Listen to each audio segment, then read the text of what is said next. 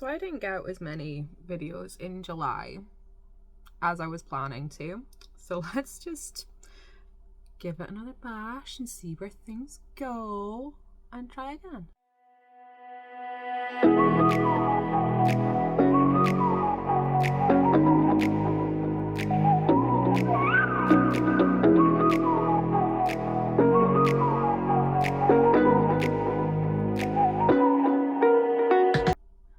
So, hi, I'm Laura, mum of 4 ages 10 and under, and welcome back to the channel. I'm gonna do a little bit of a chatty catch up, let you all know how things are going and updates and such. Today is currently Saturday the 25th? Yeah, the 25th of July. And I'm due to go in for my induction assessment on Monday. So Bubby number 5 will be here hopefully by the end of this coming week. And I haven't been able to get as much content filmed and up as I had wanted to because I've just been so freaking tired. Not just because of the iron deficiency that I've told y'all guys about. Thankfully my iron levels have started to come back up, taking a daily vitamin supplement, but just generally it's, you know, it's the summer holidays, kids are home, I'm near the end of my pregnancy, and just it's exhausting. So yeah, this has not been priority. Like, a lot of things have not been priority. Oh my goodness, I wondered what that was for a second. Just a quick catch up on how things have been going this pregnancy. I mean, I had the iron deficiency or gestational anemia, and the blood test that I should have been contacted about back in April, I was not contacted about. And I didn't find out until closer to June that this was an issue. So all of this could have been sorted out months ago if, you know, there was just a bit more communication. Like, I mean, obviously this is my fifth go around. And previously I've had amazing communication with my midwives. I've felt like completely supported. This time around, I don't know if it's just because it's my 5th time around and they think, oh well, we don't have to put in as much with me because I'm not a first time mum, but it's just, I feel like a bit of an afterthought, which when it comes to things like gestational anemia, you don't want to be feeling like an afterthought, because, you know, that could actually have ramifications closer to birth and during birth. But yeah, I ended up getting another blood test done earlier in July, which I then had to have redone because, bless them, I don't blame the midwife, because my midwife left, she's on a sabbatical, and the new midwives came and took over her place at the practice. And when I saw them, it was literally their first day. I was literally their first patient, and they were trying to find where everything belongs. And in the kerfuffle, either a blood was put in the wrong tube or a label was put on the wrong tube. So when it was sent to the place to be assessed, they couldn't do the assessment because it was incorrect. So yay for that. I went in to see my consultant. Well, I had that done, and then the next day I had to have a second gestational diabetes glucose test, which came back fine, but they just wanted to double check that it was fine, because my previous glucose tolerance test had been done at like 22, 23 weeks, and at that time I was like 34, 35 weeks. Could have been 36 weeks. I'm losing the plot, guys. I'm losing the plot. But yeah, So that had to be done. And then when I went back for my I had to go back 2 weeks after that for my growth scan and a final consultation with the consultant. I asked after the test because they hadn't come up, and that's when I found out that they were done wrong, and I had to get them redone that day in the clinic. And that's when I found out, yay, everything's fine. We're good. We're all good. But at my second consultancy appointment, which was last Monday, we did talk more about options, and we decided to go ahead with with induction, because it's what I've done twice before. We don't know necessarily how big this boy is going to be, and there is the concern about his kidney issue. I'm not sure if I've mentioned it before. He has something it's called a suspected renal pelvic dilation. I think that's what it's called. And basically one of his kidneys, they can't see his kidney on the ultrasound because the ureter, which is the little connecting valve from the kidney to the bladder, is blocked and swollen, or at least they think it's blocked and swollen. Either way, it's swollen, and it means they can't view the kidney on the ultrasound scans. So when he is born, he will be taken for an assessment and a scan and find out what is actually going on. So obviously I will be in labour ward for that, just in case there is any complications. And usually when you have induction, you're in labour ward anyway. But when I saw this new midwife again this past Thursday, now I don't know if this is like a knee-jerk reaction to the Asimov, the new report that's come out on maternity care in England and Wales by the Baroness. I'm sure it's Asimov. But yeah, that has recently come out, and I don't know if this is like a knee-jerk reaction, but instead of it being, okay, this is the plan, we've talked about it, we've discussed it, it's like, so this is what we're going to do. It's very wishy-washy now. Like, when I went to see her, it was very wishy-washy. It was like, you don't have to. It's completely up to you. It's your choice. I mean, you do this, you can do that. It's like, just tell me what's happening. Can we just have a concrete decision of what's freaking happening? It's like, I don't give a shoot about, mood lighting or fairy lights or music or ambience or anything. I just want to know, am I in the labour ward? Am I in the midwife unit? What's happening? Like... I need the logistics of the thing. Everything, all the frou-frou crap, I couldn't give two hoots about. I really couldn't. Because when you're in it, and if you're currently pregnant with your first, or you are planning to, and you've got all these great expectations of how your birth is going to go, when it comes down to it, as long as you get away there alive, that's all that freaking matters. To be perfectly honest. Because once you are in it, once you are past that point of no return, you are oblivious to your freaking surroundings. You you're literally defecating in front of strangers. You're exposed to the world. You're not giving a hoot whether or not you got music or twinkle lights. You don't care, or at least I don't. I don't see whatever. I don't want to yuck anyone else's yum, but like, people like very much like claw onto that is a must, and it's really not. It really isn't, guys. So that is what is happening on Monday. I will get a call, and well, they're talking about there's other issues. They keep going on. They kept going on about this thing called the Cook's balloon, which they use to dilate. It's a non-hormonal physical intervention to dilate your cervix, which I won't be able to have because I have a slightly higher than average amniotic fluid measurement.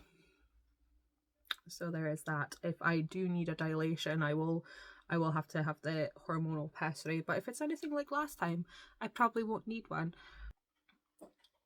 The other thing that wasn't very clear was when I was asking about the induction, like, do I take my stuff with me to this assessment in case it's a case of it's go time, you know? But she was like, oh yeah, just take something with you, like, just in case. I was like, no, it's either I take it all with me or I don't take it at all. Pick one. She said, what do you mean? It's like, well, who else is going to bring it to me if I need more things?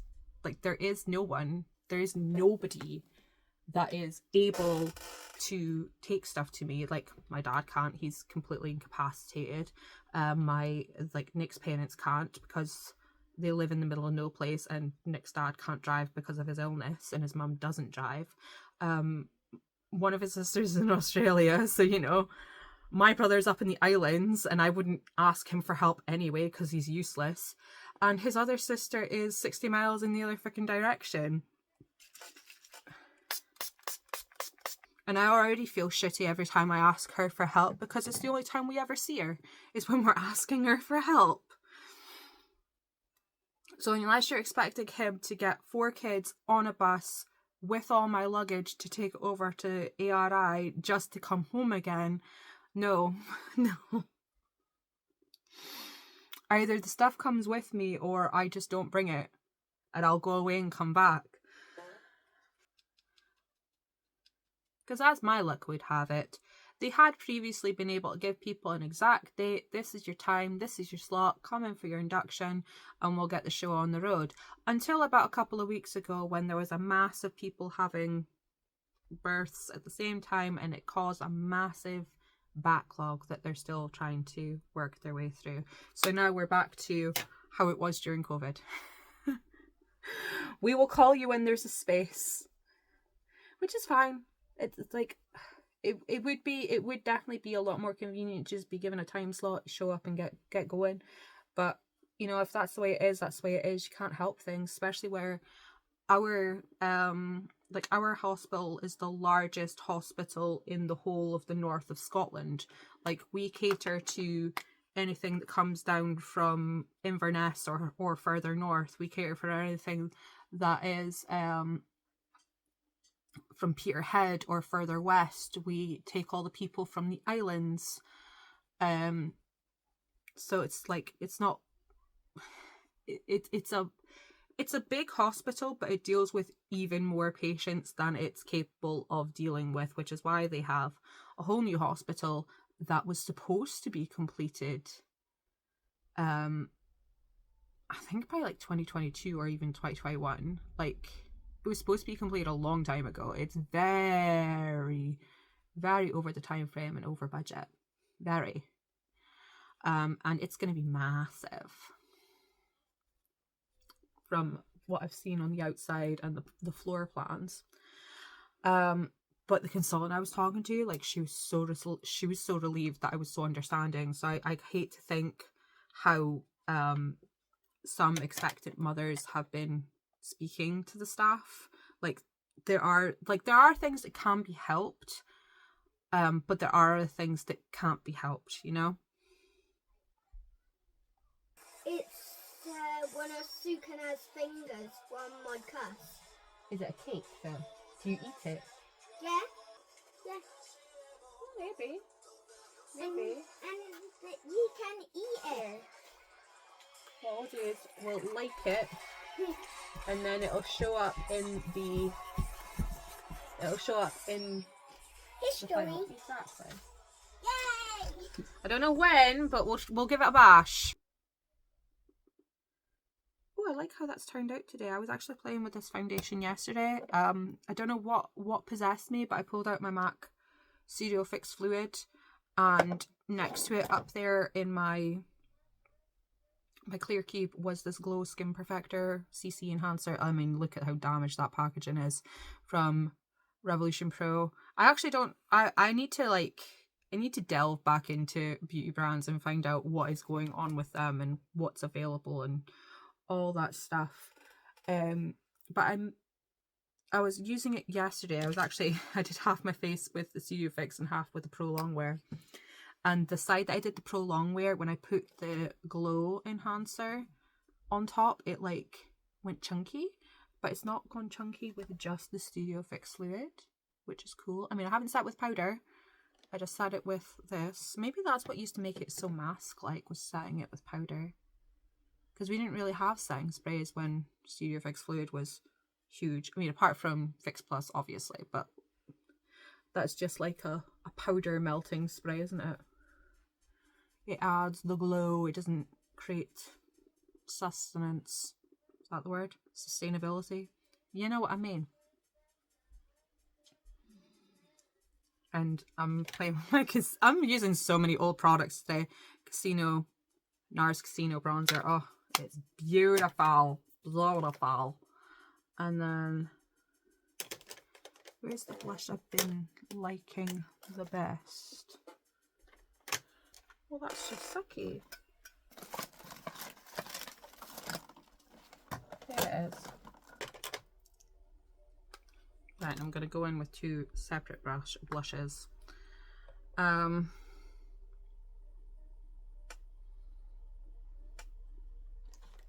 to go in with Equilibrium and then Rose Indian. Trust me, it'll work. It's going to look pretty. But as I was saying,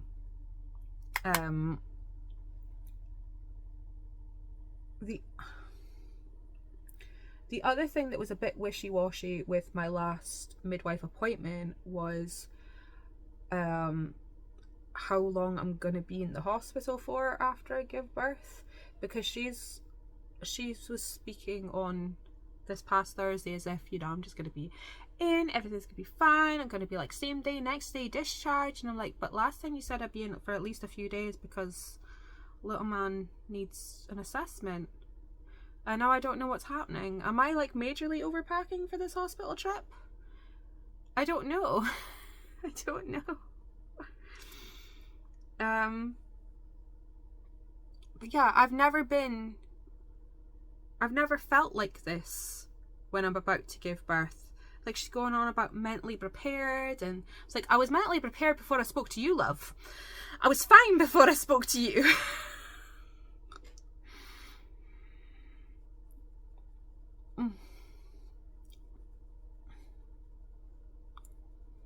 But I can take comfort in, but what I can take comfort in is the fact that the person you see in office is almost never the person who's in the room with you when you give birth.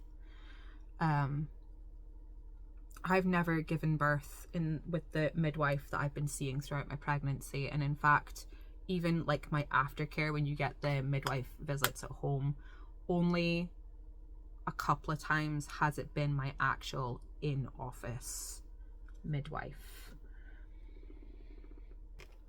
I'll throw on a bit of highlight. See, pulling out some Pixie, what's this called? Dew. Delicate Dew. I don't think they make these anymore either, and I feel like the weather just got really, really dark. It got really bright and then really dark again. Oh dear. But aside from all that, I anticipate things going relatively smoothly, and as long as little man is fine and I'm healthy and my iron levels are fine when we come out, everything will be good and grand and dandy. What's wrong, my little man? Are you sleepy? Do you want that on? Do you want to wear it? Well, bring it over, I'll put it on for you. You go watch your film. Yeah, you got pockets, got chase on it. So cool.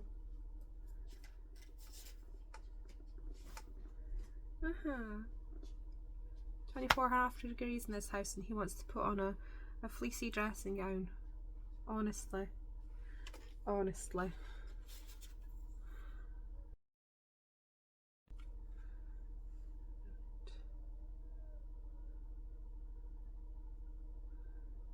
I just use like the lightest tap of this.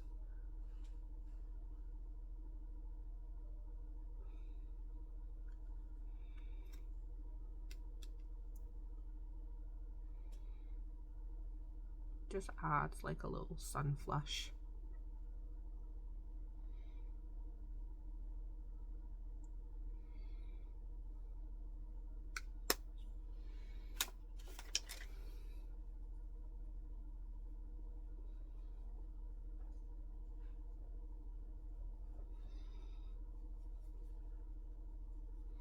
And then I'll do another layer of spray.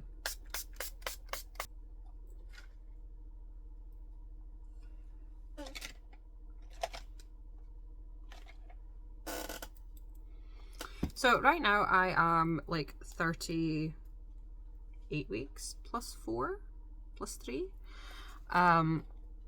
So going for the assessment on Monday, and they'll probably send me home after the assessment and then be like, oh, we'll give you a call when there's space on labor ward, and then I'll go out with my stuff and we'll get the show on the road.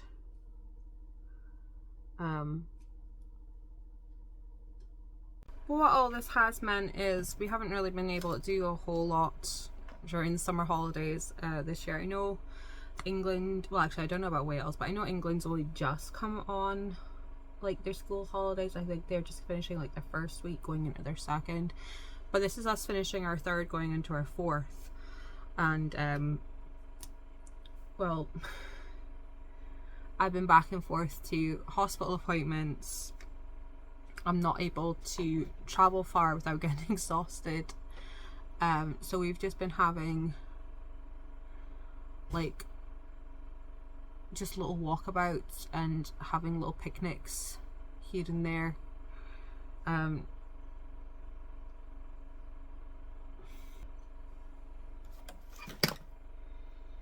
Because the little man is such a big boy, he is like 97th, above 97th percentile. Like he's a big boy. That can mean like early labor anyway.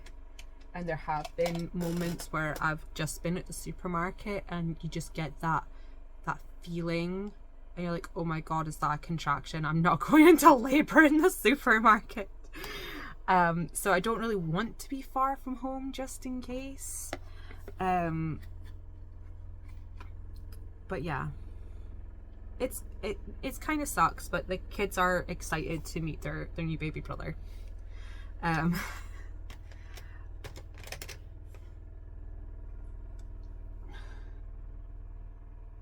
We already have names, but the discussion is the order in which the names are going to go. I like the name Ren, and we thought, because all our kids have middle names, we did think about Alexander, and that's the name of one of Nick's uncles. And I'm not sure if it's his favourite uncle or just his mum's favourite brother, but he likes the name Alexander so that he can call him Sandy. But he wants it to be Alexander Wren, whereas I want it to be Wren Alexander, because I just think Wren is a bit more unusual. There's so many Alexanders, especially up in Scotland. It's like a very common family name, Alexander. And not that I'm pooping on it or anything, but you know.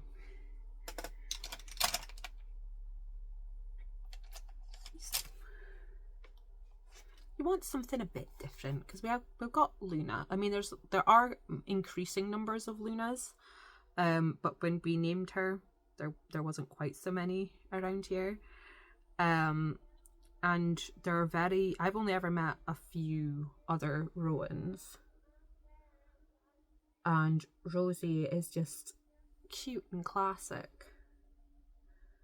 And Michael is a name that it's being considered old-fashioned, like Rosie. Less people are naming their children Michael, but Alexander is still a popular one because it is such a strong family name up here. But I like Ren. Ben's nice. Ben Alexander. I mean, you can still call him Sandy if he wants to. Like, address him as Sandy. I don't know. You know what men are like. We'll see what happens. We'll see what happens.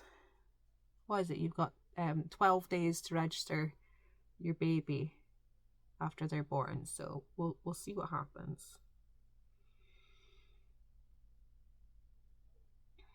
But in the meantime, I have got some things I want to catch up on and a few things I want to create. I've got some videos that I need to edit and upload and schedule. A lot of which it shows off some of the makeup that I've showed you just now, apart from like the Studio Fix Fluid. So that was just a whim last night. But this eyeshadow selection that I put together, oh, beautiful. I have like a Project Pan video, a summer makeup selection video. I've got another video that I want to do shortly because I just got this new makeup bag. And like I have my little makeup tray, but moving it around and baskets, they get tipped over and stuff. So I was like, you know what? I'm just gonna buy a makeup bag. And I remember seeing Amber F post a similar one. I think her one might be black. But I just searched checkered makeup bag on Amazon and it came up with that one. Is very like Louis Vuitton-esque and it's got a load of space in it, so I'm going to put all my makeup bits in it so that I can just move my makeup around the house as and when I want to use it, and it's going to be grand and fine and dandy.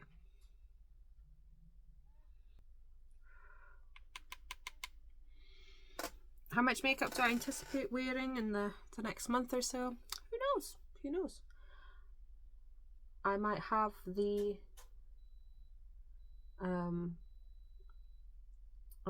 gap and go to put on a full beat every day.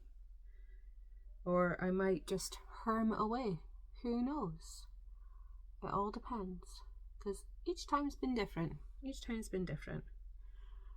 And we're getting Mikey into his big boy bed and he's getting potty trained and there's going to be whole loads of stuff going on in the background. So it all just depends on energy levels and such. But I do have a bunch of videos coming up that I had pre-recorded and were supposed to slot into like a schedule of sorts. But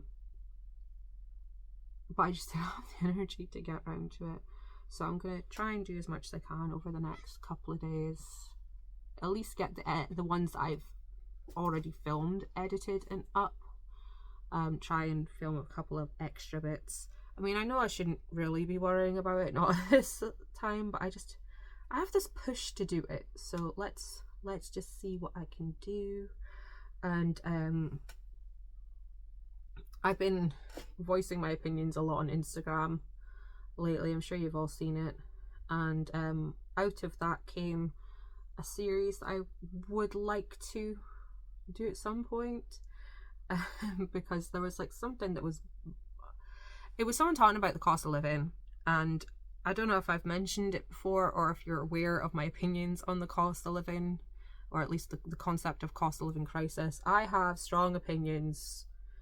And a lot of it might be very controversial opinions, but yeah, I have them, I have justification for them, and I'm going to express them. But at the time, I was trying to put it up on my Instagram stories, and I wasn't allowed to post any stories. I had been stopped from posting stories for a little while there. So I ended up just writing down my thoughts and I came up with a whole video series concept that if things go okay over the next couple of days, I can get started with. And then when I come home from the hospital, I can film 1 or 2 a day, because they're mostly just talking videos. Just me sitting down talking.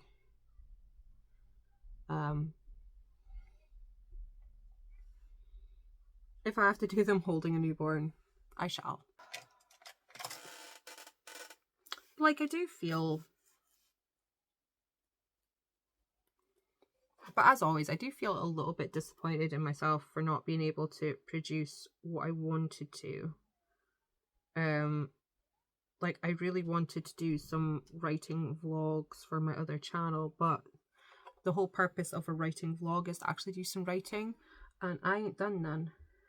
Because when I am pregnant, I have very little creativity. I can't focus long enough to write creative writing, to write fiction and things like that. What, darling, do you need something changing? Just a second, just a second. Let me find somewhere to put these things. Where are they going? I know. Running out of space.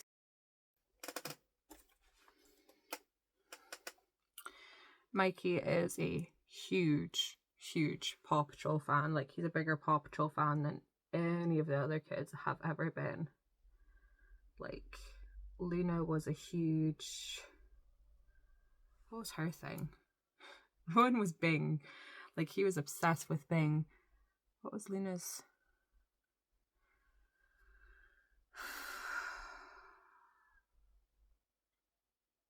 Luna's things weren't really show related. Like, she was really big into like stuffies. She was a big fan of, we call them tree bunnies, but that's not what they're called. Bush Baby World. That's what they were. She was a big fan of Bush Baby World, and of course Lol dolls. Rosie really likes the Lol dolls. But again, she was very big into Bing as well. And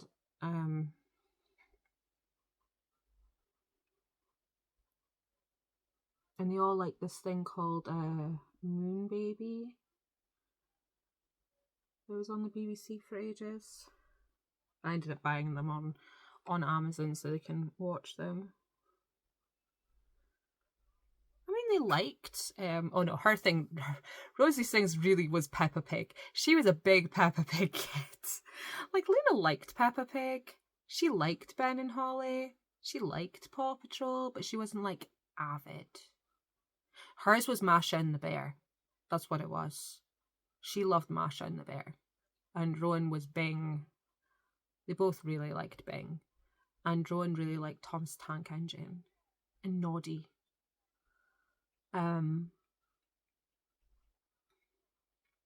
I know that makes it sound like all my kids do is sit down and watch TV, but we have the TV on in the background. Like, my kids will, like, the TV's on, but they're not sitting watching it.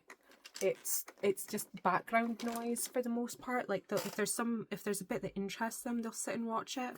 But for the most part, they're probably playing with their doll houses or cars or blocks, colouring. Because I don't see, like, my opinion,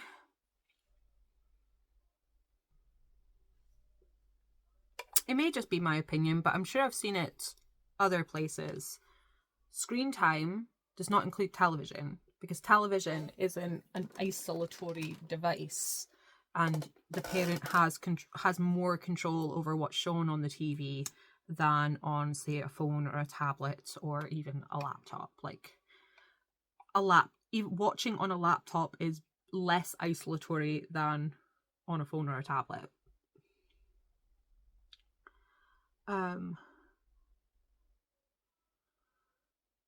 But the way I see it, we had TV on in the background when I was a kid, and most people had that, and we were fine.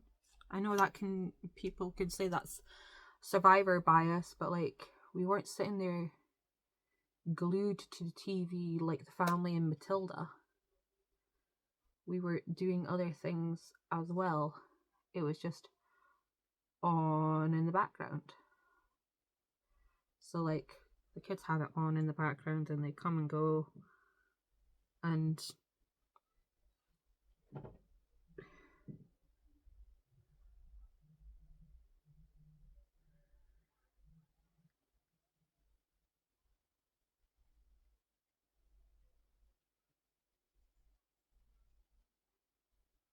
I mean, if I want to make a thing, like if I want to make a thing of a TV session, I'll like make popcorn.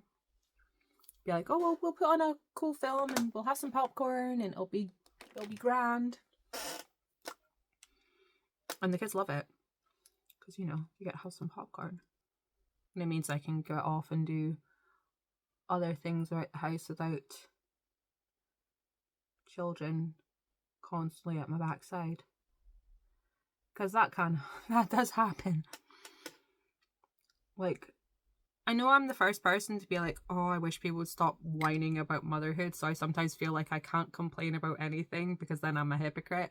But also there are periods of time where you feel like no matter where you step, you're about to step on a child's toes. Because you're surrounded. But that's not in a, oh my God, I wish I hadn't done this type sense. It's just a, can you guys just like give me some space? Like, let me move from one side of the room to the other.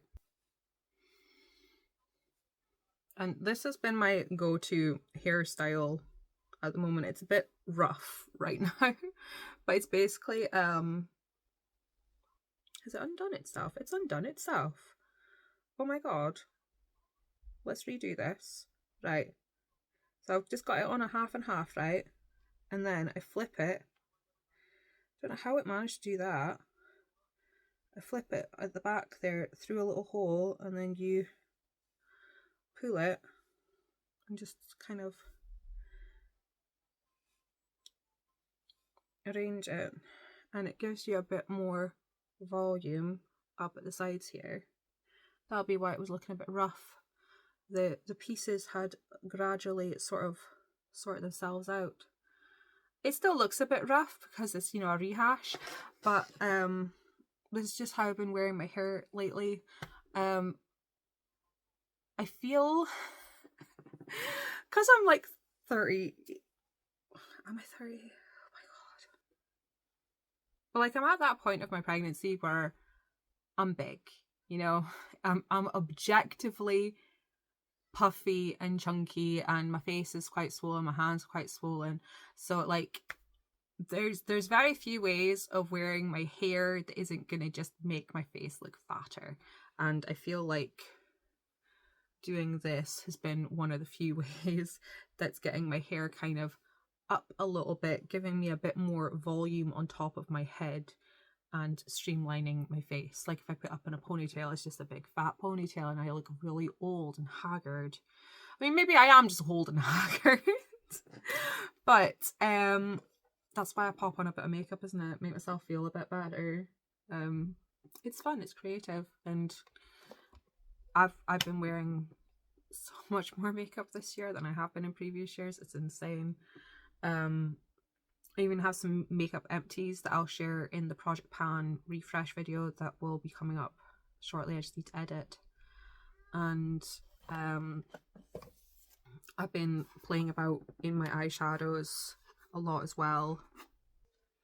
It's like a lot of what I have in here is like all the small ones are Colourpop. These bigger ones are Colourpop. There's some Makeup Geek, some Anastasia, some Glam Shop, and this is a JD Glow shade, which is stunning. It's like absolutely stunning. Yeah, I'm just I'm so happy to be dipping into other things. I mean, for the longest time I was only using the Soft Glam palette, which is, cat has been climbing across my desk, so it's covered in cat hair. It's the only problem with like velour velvety felt. Oh my God, can you see it? Can you see it? Oh, away. But yeah, for the longest time I was only using Soft Glam palette. It was just there, I was reaching for it. Great, grand. I've got some massive dips in some of them. Like that one's really close to hitting pan. But you know, when you just, and for a long time there it was great, and I wanted to change one day and I didn't know what to change to, and I was cleaning my my cubies, and I need to do more cleaning. I need to clutter like this whole bottom row. I need to clear this whole bottom row. I need to go through my lipsticks and be very brutal about what to do with my lipsticks. Huge, huge, epic makeup clear out coming your way, because I've said it before, like, half this stuff I don't want anymore, but like I really don't want it anymore, and there's so much of it that has like really gone bad. There are a few new bits that I would like to pick up, but until I purposely finish a bunch of other things, I won't be picking up anything new. Like lip products, I have in my little caddy here, it holds I think 12 lip products. Like until I finish those, it would probably take me until like this time next year to finish just those 12 lip products. You know, all the years of project planning, it finally sinks in how long it takes to use things up. If it wasn't for the fact that I was previously trying to chase a YouTube career, I wouldn't own half the makeup that I do. Like it isn't even so much of I had a makeup addiction or a shopping addiction. Like I could have bought anything, not specifically makeup, to feed the shopping issue, which I'll talk about in another video. I know I've been saying that for like a year, but I promise it's on the list. We're gonna do it.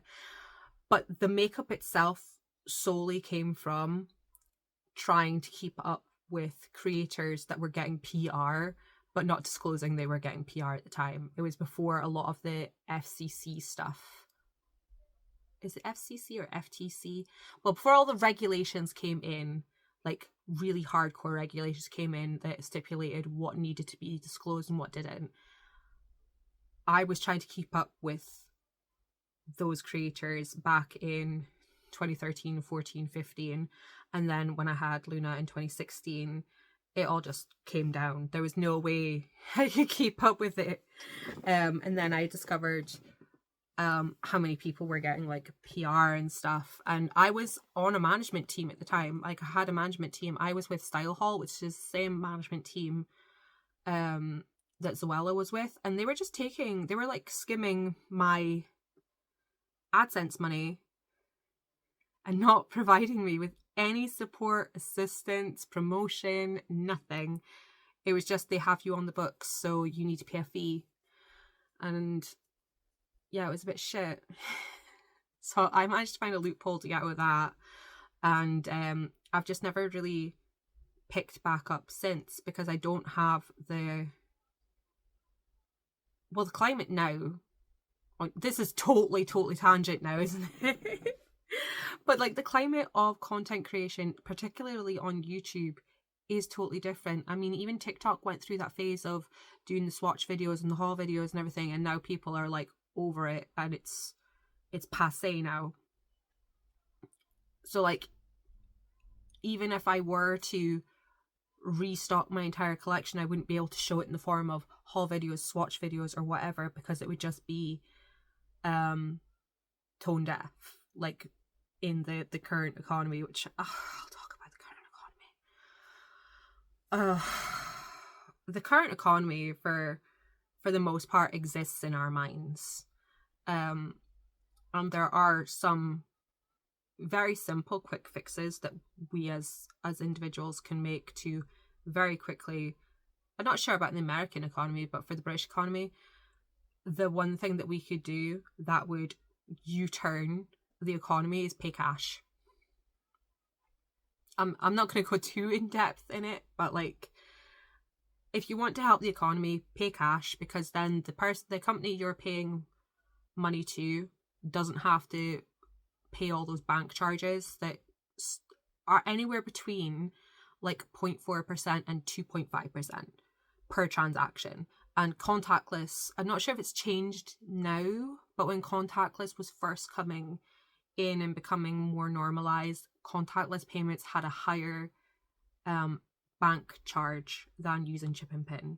So if you had people using contactless, you were getting charged more as a business, because they took the charge that was on, they got rid of the under £5 charge and